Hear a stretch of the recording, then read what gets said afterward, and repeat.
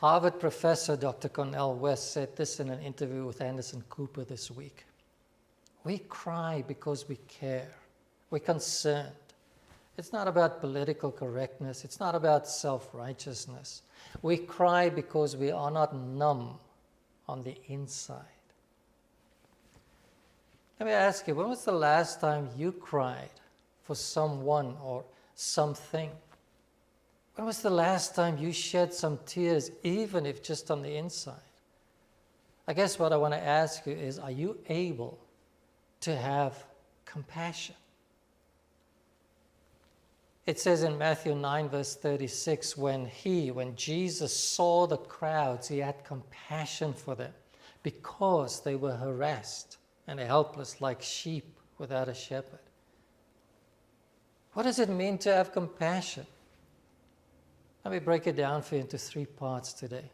The first one is the ability to see. Compassion is the ability to see.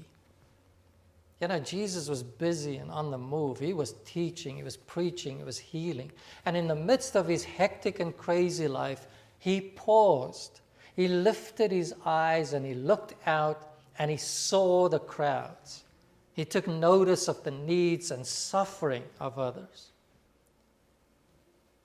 We are so focused on ourselves and our own families and our own needs that we never pause to look up and around us.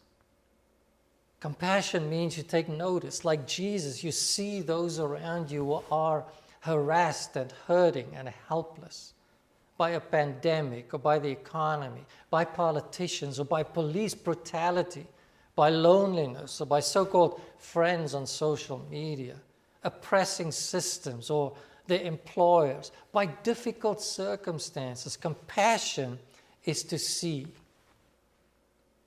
The second part of compassion is the ability to feel something for others. Jesus was moved by what he saw in the crowds. His heart went out to them. Not only did he see, he felt something. You see, Jesus feels for ordinary people like you and me. He has compassion for those of us who are stumbling along through life, who are in trouble because of wrong choices or bad decisions or just plain moral weakness, who are struggling and suffering. His heart goes out to us. And so compassion is to feel for others. You're willing to sympathize with the pain of your fellow human beings.